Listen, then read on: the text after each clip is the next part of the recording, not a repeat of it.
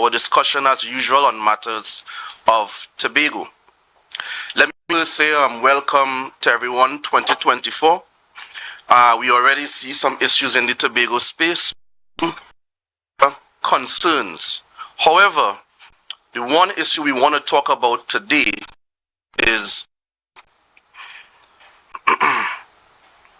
so the main thing is to understand that there are two parts.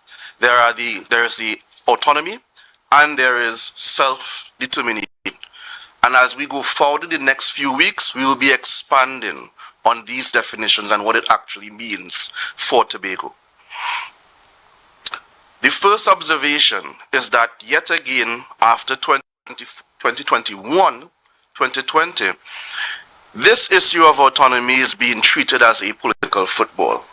It's almost predictable, and I would have said that back then, that in the next couple of years, 2025, we'll be again discussing the exact same issue.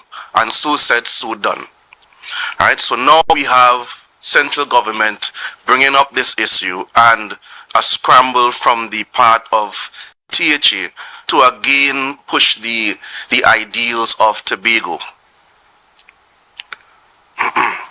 The history of this is that the needs of Tobago have been ignored. In the first bill, we laid out very clearly what we wanted in that autonomy bill. All right? In fact, I was one of those persons in those meetings. It was very clear that we wanted a dividing line, and we want that is Tobago and a definition that is Trinidad. This was a key aspect. This was ignored. It also formed part of the discussion as to what Tobago deserves for its developmental budget, which is determined by its territory essentially. However, in terms of bringing this to central government, we remember that the then Attorney General, Mr. Fariz Alwari, said that somehow making a dividing line between Trinidad and Tobago means that we will disrupt the exclusive economic zone of the country. I don't know what that means. If I cut an orange, the orange is cut. The area around the orange stays the same. But that was the logic proposed to us. There is no logic. We can and we should get a dividing line between Trinidad and Tobago to clearly delineate what is what, who is where, as opposed to the 6 nautical miles that are used. This is apparently Trinidad, or Trinidad and Tobago. We're not quite sure. So as part of this discussion is understanding this drive to get changes in the bill. But on the first part, we already have a THA Act. The THA Act gave us the opportunity to do several things in the Tobago space. Right? We can access monies as a body corporate from various sources. That can include grants, it can include other arrangements with other countries and other entities. This is allowed. All right? However, this is affected by whoever is leading in the THA. This is unfortunate. When the PDP came into power time, we came with a mandate, and the mandate was very clear. We wanted to do these list of things for Tobagonians, and somehow this list has been rejected. And now we're in a position where we are begging for money for seemingly everything. From Tobago Carnival to contracts can't get paid, contractors can't get paid. Issues across every sector reflect the lack of money available to pay for the needs of Tobagonians. And yet we don't hear a discussion regarding the revenue generation for Tobago. That's important. There is nothing stop right now from doing that. That's on the THA. So the key here is you need to show a plan to the people of Tobago. That is absent. That cannot continue. You cannot be doing various actions, for example, the Tobago Carnival, and justify its existence without giving a plan within it which it fits. That's an issue. We don't know if the actual Tobago Carnival is a success or not because we have nothing to reference it against. Another aspect of leadership is how you treat the people around you. You cannot reject expertise. There are a lot of people in the Tobago space, a lot of people outside of Tobago who have Tobago interest, including the diaspora, who want to see Tobago grow and proliferate. However, I hear many people report that persons who have the ability to do things in Tobago are ignored. They cannot, the normal trope is, I can't get Fali anymore after you win. Everybody keeps saying this, right? That's a major problem. And these people would have been crucial to the initial victory. They are being ignored. And they came with expertise in all aspects that Tobago needs. So another aspect of this is taking critique. There are persons in this space, including the political leader, who tries to give critique to help the situation. I mean, you can say that you don't want to hear his critique, but the information that he's given can be analyzed to see if it makes sense or not. And that seems to be wholly rejected. And that is across anybody, it seems, who has a different view. Even those who are on their side, the get-go. And I mean, I could maybe bring up Mr. James, Max James on this, where he's now put on the side. So you must be able to take critique so you can grow as leadership and for us as people. And then the last thing with this is, unfortunately, many people in the Tobago space feel as though they have to behave quietly. They can't speak out. They are in a hushed position because they feel as though if they speak out, and this does occur, that they will lose their jobs.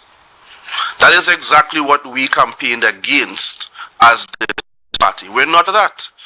But somehow we've been put to the side, and we now see this behavior operating inside of the THA again. So we move on. What we need to do is maximize what we can do under the THA Act and also advocate for what we deserve as Tobagonians in this space. That's a two-pronged exercise in which we across the board. Right? And as we go forward with what we deserve, that is the discussion regarding and self-determination. So just in short, remember that this autonomy is used over several years in Tobago space, even from the first inception. You must give Tobago a plan and a vision in order that the people understand where we are going, and that can be judged for what you are doing. You have to have some reference. And then the last thing is to press the matter in the central government. Remember, one of the concerns that was brought up, the political leader was supposed to go down to Trinidad with the of Tobago to raise issues on Tobago's behalf. And you have to do that. You cannot be isolated in Tobago. There are ministerships, mayorships. All of these aspects are important, right, to help us get what we need in Tobago. So with that, I'll shift to the political leader. Thank you, everyone.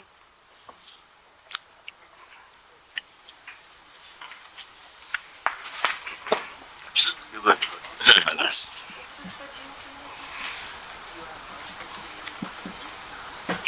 Lord.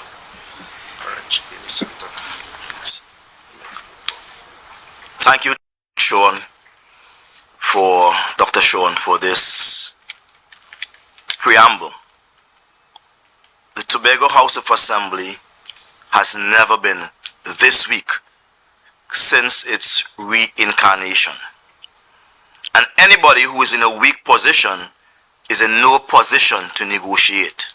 I repeat, the Tobago House of Assembly has never been this weak in the history of its reincarnation, meaning from since 1980 to present.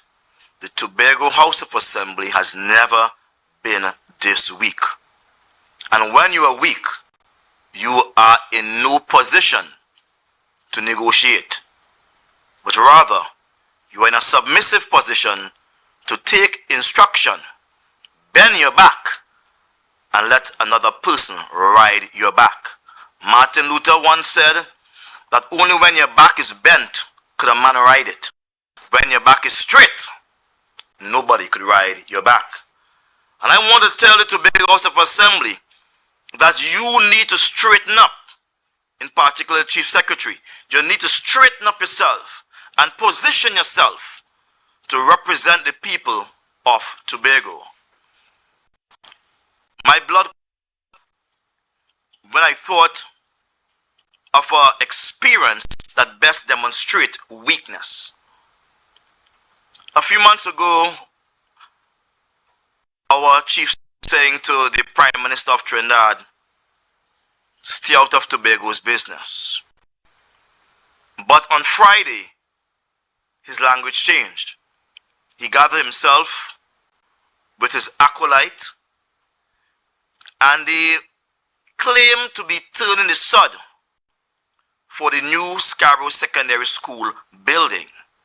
Now let me pause to say, never in the history of turning ceremonies has it ever been done so poorly and so back to front-ish.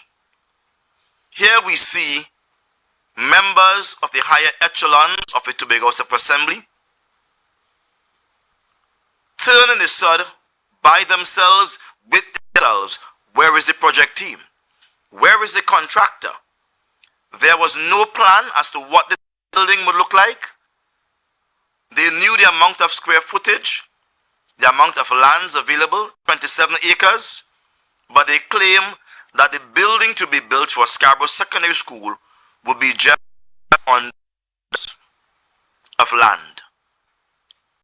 What come of the other 22 acres of land that was bought for the secondary school?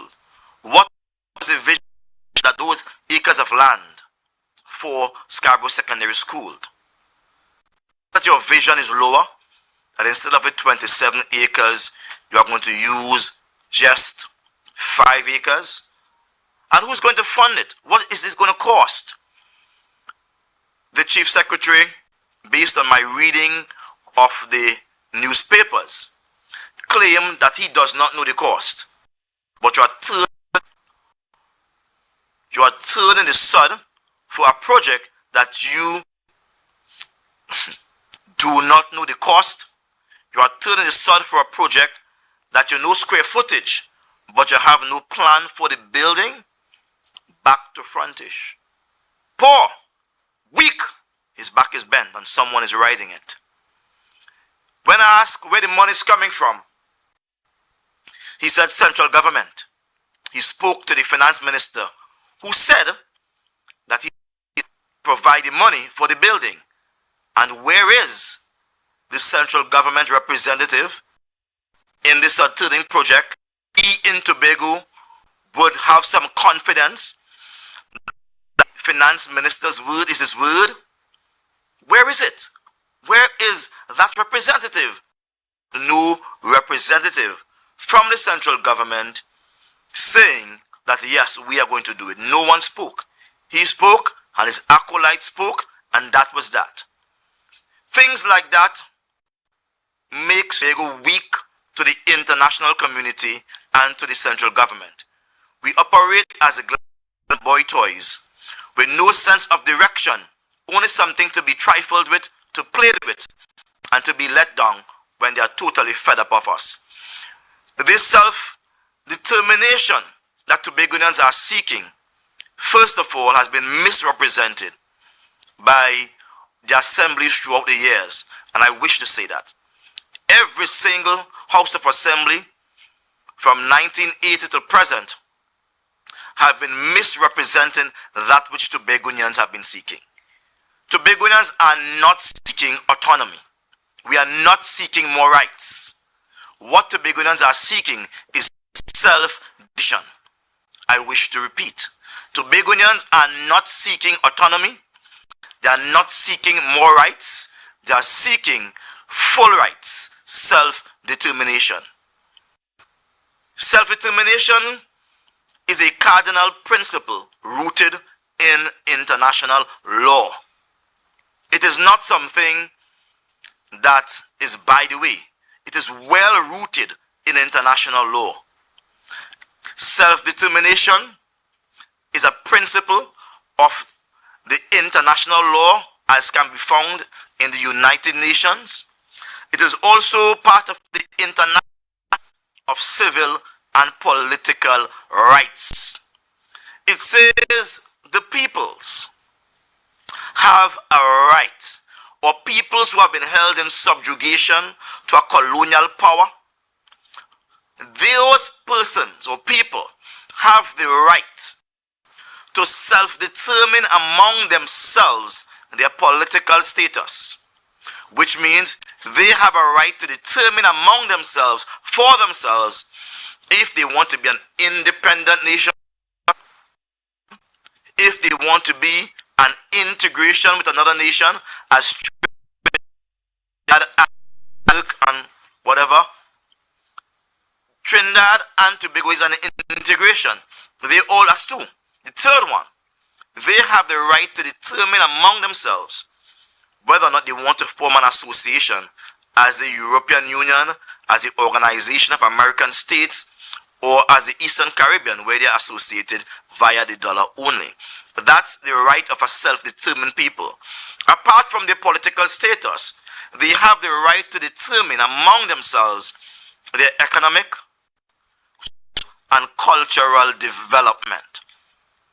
We have not been hearing that at all from this assembly, nor from former assemblies. They are taking it for granted that Tobago wants to be part of a relationship with Trinidad for life. That is not the case. While we enjoy the relationship of Trinidad and Tobago, there are times when the relationship is oppressive and the relationship does not work. In the mix of Trinidad and Tobago, where there are 39 seats in Trinidad and just 2 in Tobago, we cannot exert the right to self-determination in the central government. So we never, ever, ever exhibited the right for or towards self-determination. Let's take, for example, our economic. The economic development of Tobago has been stymied, it has been shunted, because Trinidad, the central government, in particular the PNM central government, always determine what's best for us. So at one time, the Tobago will plant and feed us. The other time, gas. The other time, tourism. And we see where tourism has gotten us. To this date, Tobago does not have a complex. Where's the tourism? To this date, the Buku Reef is in ruins. We can't protect our sea. To this date, there is one pier in the Scarborough dock, the same pier that the Kobosa uses to bring cargo, the same pier that other boats will have to use. So whenever the cruise ship is in Scarborough, the Kobosa cannot dock. That's the challenge we have. If we are an oriented island, then we should have been well developed. There is no 5-star hotel on the island. None. There is no completely well-built luxury hotel on the island. None. So how are we prepared for tourism? After 5 p.m., the tourists have very little to do on the island. How are we prepared for tourism? The zip line never completed. Yeah? Where is our tourism again on the island? Many of our tourism facilities lack restrooms. And if you go to the restroom, it's some old, dirty, unbig, and pathetic chemical toilet you are forced to use. When you go whoosh, you splash. That's not good for Tobagonians and it's good for tourism. Where is the decency of a restroom? Tourism facility or tourism areas of interest in Tobago.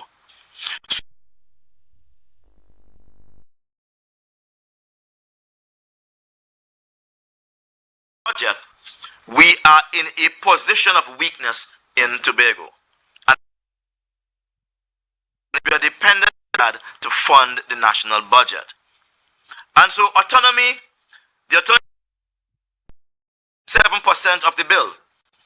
And we have both the chief secretary and the next chief secretary who recently passed were writing a document saying they want 8%, saying they want the territorial zone, they want the sea, they want the oil, they want the this for Tobago.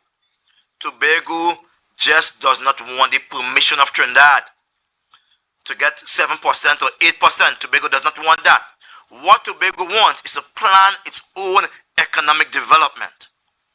Just as when Trinidad decides to spend $10 billion in economic development, whether it be infrastructure or getting business here, that's Trinidad determination. They do that based on their ability to borrow money and their ability to manage it. Tobago wants the same rights, that we must be able to borrow as much as we can borrow based on our ability to pay back. That must be the right that we are pursuing, and that right can only be pursued with a self-determination bill or the amendment to the Constitution that gives Tobago the right to self-determination.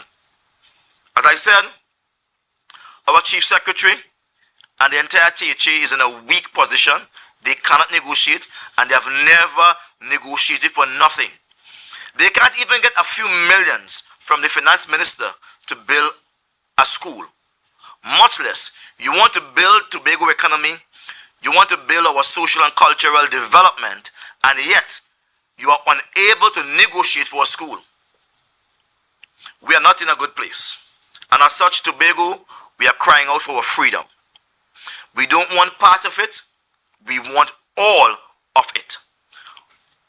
Prior to us leaving South Africa, I'm speaking on behalf of the ancestors, when they left Ghana, not South Africa, when they left Ghana, Liberia, Nigeria, and these places where we came from, on these shores, we left as free people.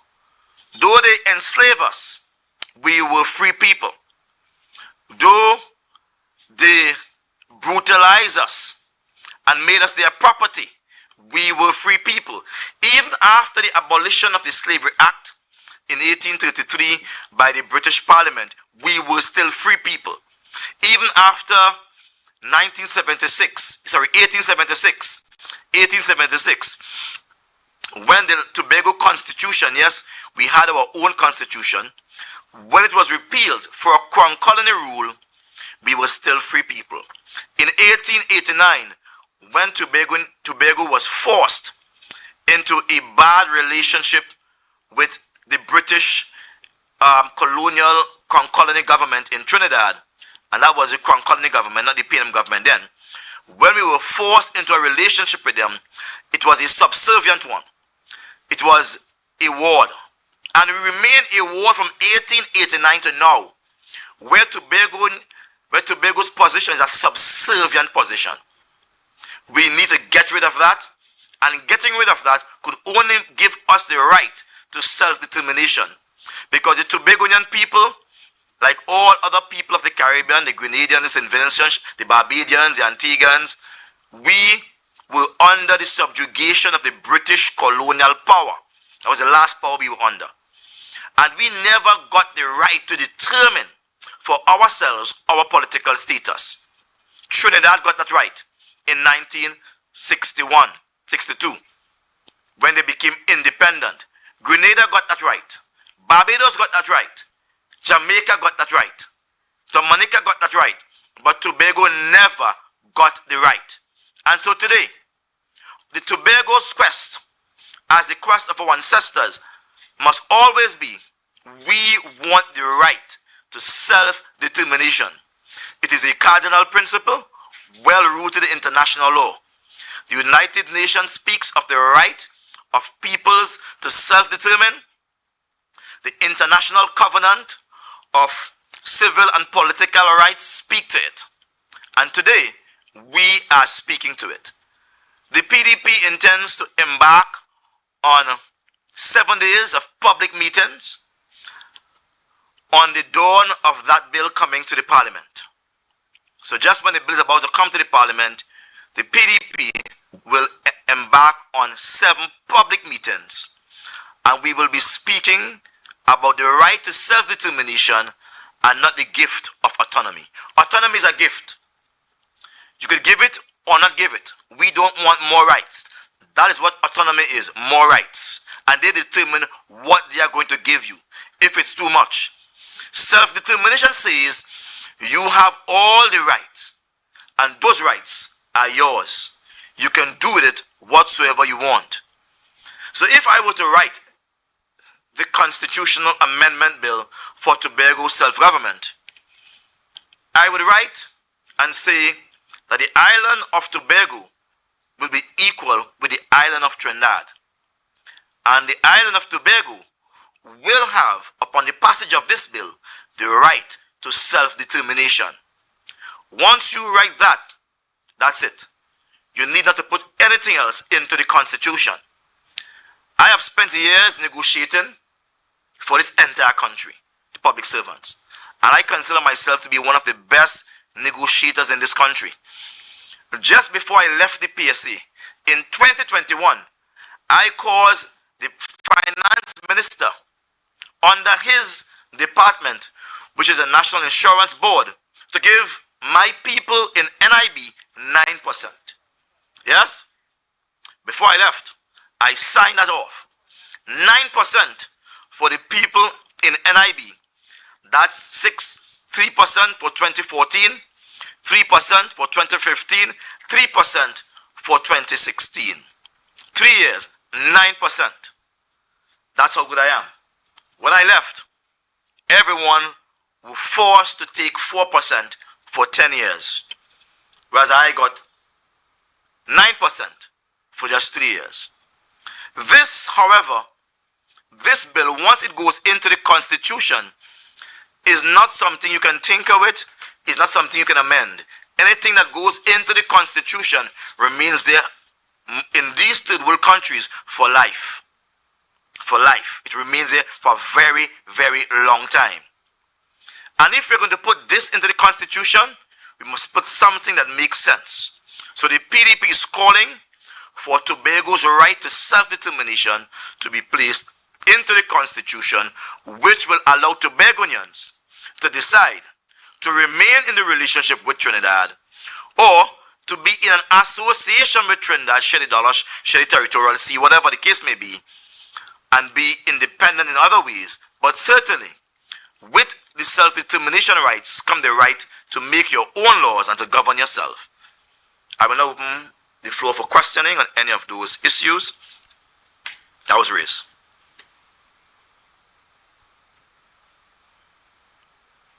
Wow, that was very profound, I think. A silent room, nothing from this. All right, we want to thank the media for its time. I want to tell Tobago, no weak man or weak organization cannot negotiate. We have put a young team who cannot even negotiate their way out of their house to negotiate for the entire country. We are totally against that, and these negotiations has to be taken seriously. Our ancestors died because they were free, and they refused to travel on that ship. They jumped out of the ship and died on the sea.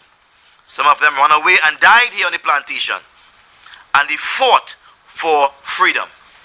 We cannot just give to PNM Trinidad our freedom and say, take all the freedom, just give us back a little bit of rights. We don't want that. We want all our rights. And let the people of Tobago determine if we want to continue with the Trinidad and Tobago. Let us determine that. Or let us determine whether we want an association with Trinidad. And let us determine if we want to be an independent country. But now is the time for us to make it absolutely clear. And I want the Prime Minister to understand. We understand that you are not thinking for yourself. You are controlled by powerful brokers. But in Tobago, there are sufficient people thinking for him or herself. Are you suggesting secession? I love Trinidad. My wife is from Trinidad. I campaigned in Trinidad. I will never suggest secession. But I'm suggesting all our rights. We want all. And we must have all our rights at all material times. At no time should our rights be taken away from us. And that bill that goes into the Constitution is taking away all our rights from us and giving us limited rights. No matter how much money, 7%, 10%, we don't want that. We must determine our economic trajectory and determine the amount of finances we want to take us to that level. Let the financial institution of this world determine whether we can pay back or not. But we must launch out into the deep and determine for ourselves those things that have never been sought after by Trinidad. My brother from Channel 5? Yeah, Mr. Duke, you mentioned that we should have a self-government. Is there an example that you could point to existing now? Self-government? Yes, of that type of arrangement. Self-determination is what Grenada has self-determination, Barbados has self-determination, we have St. Vincent has self-determination. Okay, I'll give you. No problem with that, I'll give you. The Cayman Islands. The Cayman Islands once had the Cayman Islands House of Assembly, and they had their own governor. They took away the governor, just as they did for Tobago, and they lumped the Cayman Islands with Jamaica. In the 1960s, when Jamaica was seeking independence, Jamaica consulted the House of Assembly in the Cayman Islands. The Cayman Islands said, no, we do not want to be part of your independence with Jamaica. We will stay with the British. The Cayman Islands, at that point in time, exercised their right to self-determination. When Dr. Eric Williams and Mr. Capel-Didio, when they went to England, our leader was not there with them. Nobody representing Tobago or the views of Tobago went with them. They went with purely a Trinidad idea. And it's okay, because at that time, based on the law, based on the wicked act the British did to Tobagonians, and I must declare that, the British were very wicked to Tobagonians to put us as a ward, the lowest state of any island of that magnitude in the Caribbean, a ward.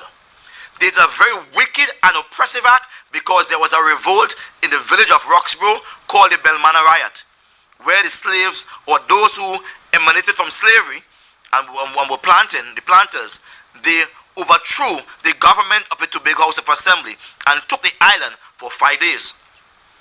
As a result of that, in 1876, a few months later, they repealed the Tobago Constitution. The British did that. And a few years later, they sunk us under the feet of Trinidad as a ward. Now today, we are calling for justice. Today, I'm alive, and I'm saying Tobago wants its full justice. We will not settle for any piecemeal autonomy. We want all our business. Jamaica, though they were overlooking the activities of the Cayman Islands prior to 1963, they consulted with the Cayman Islands. It is there on the record. And they said, we will stay with the British. Today, the Cayman Islands dollar is 80-something cents to 1 US. All right?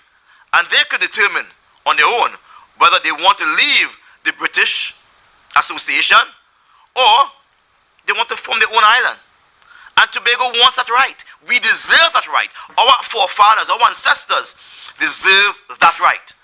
And this is not an easy matter for no soft jellyback man to go and fight up with. This calls for the Spartans. This call for Tobagonians. And I want Dr. Keith Christopher to know, this is not a done deal. This is no handsy-pansy deal. Tobagonians want their full rights, or right to self-determination. So should we therefore stop pursuing the autonomy bill and revisit more comprehensive self-government structure? There's no need to stop the autonomy bill. There's a need to upgrade it. So I don't like the word stop the autonomy bill. What we need to do is to take that bill in Parliament, as I said, and there's a part of the preamble that says Tobago will no longer be a ward. It will be an island of equal status of Trinidad. That must be defined. And in defining that, somewhere there must be the caveat that says Tobagonians will have the right to self-determination from the passage of this bill forward. So which means, as long as we are happy in the relationship as in a marriage, there'll be no divorce. But if we are being treated bad by the PNM or bad by the UNC, there would be a divorce. And we deserve that right as a free people.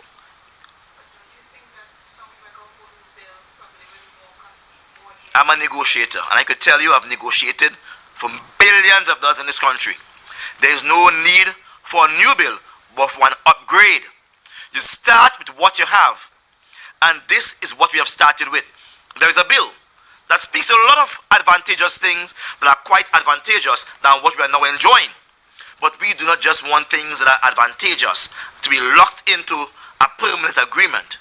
What we want is the right to have a dynamic relationship with Trinidad that says we can now develop our economy outside of your permission. We do not need your permission to develop our economy. Yeah?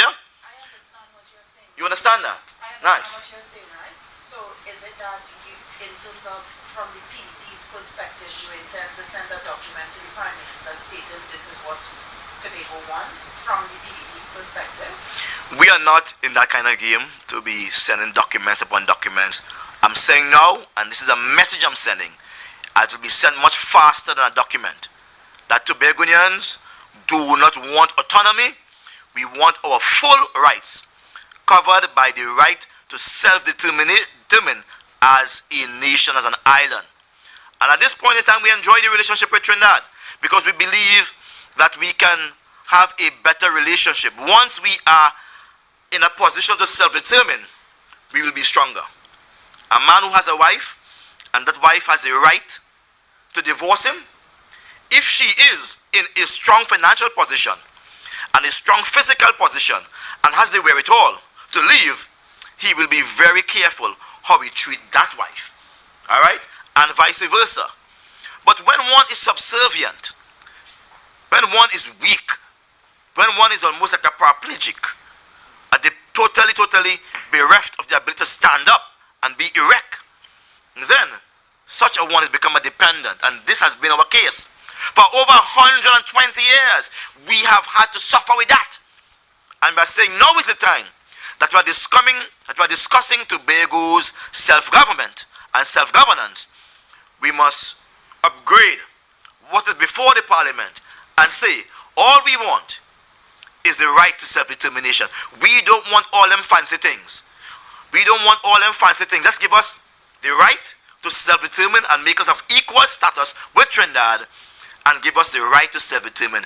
When you do that, you would be able to now create regulations and side bills that will determine how the relationship is managed going forward. You put yourself in a position of strength. But the late great Hutchins Charles wouldn't talk that. Even A&R Robinson, they would not talk that. Because what they were doing is try to get a foot inside the door. But now that our foot is inside the door and half of our body is inside, we are saying to them now, this is what we want. This is what we really want. Self-determination and not autonomy. So in other words, especially now where we're looking at constitutional reform, that self-determination part, you're saying that should be written into the bill. Constitution. Into the Constitution. Or else we do not want any of the Tobago House of Assembly amendments to the bill being written into the Constitution. None whatsoever.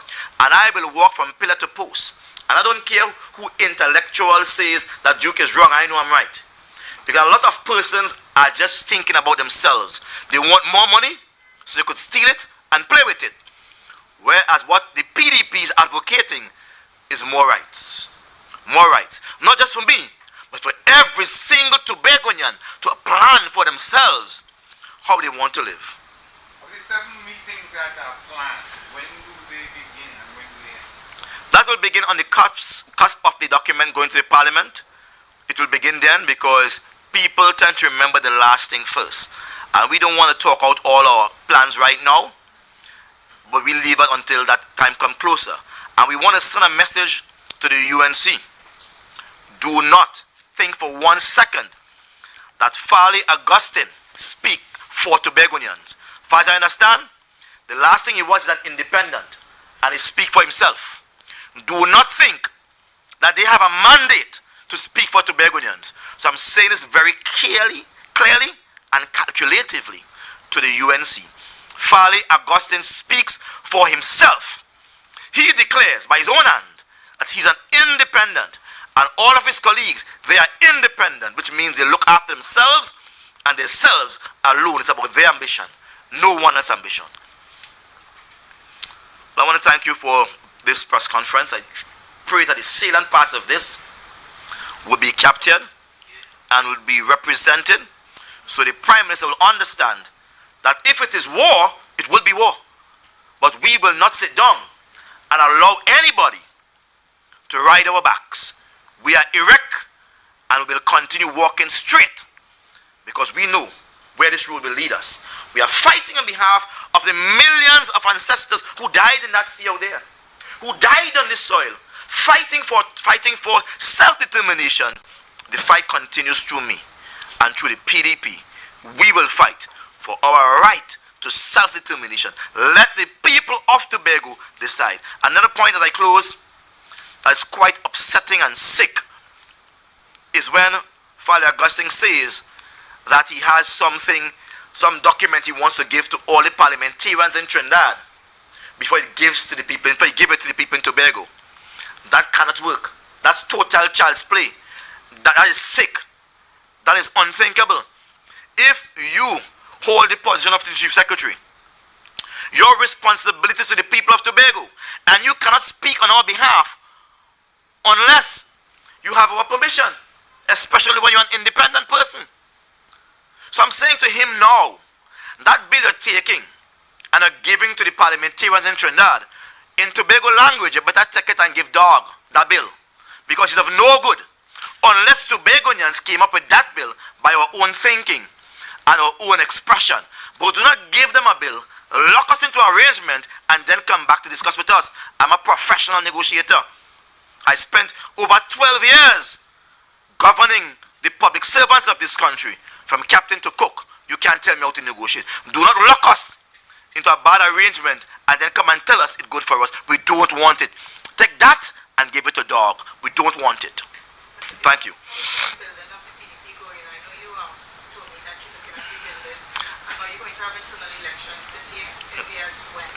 There is no need to rebuild something that's strong. I don't know something as strong is being rebuilt.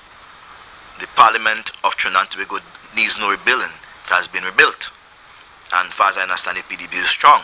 What we're going to have this year is the launch of our campaign for 2025.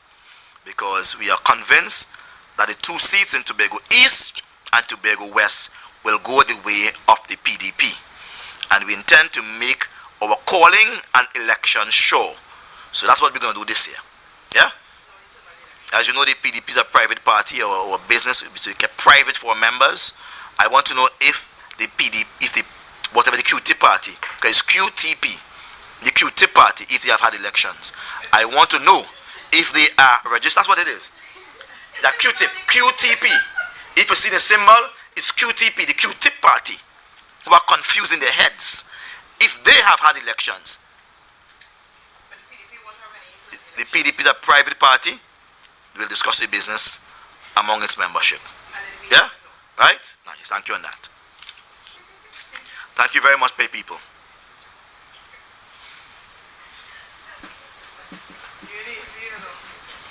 Nice. What are you laughing at?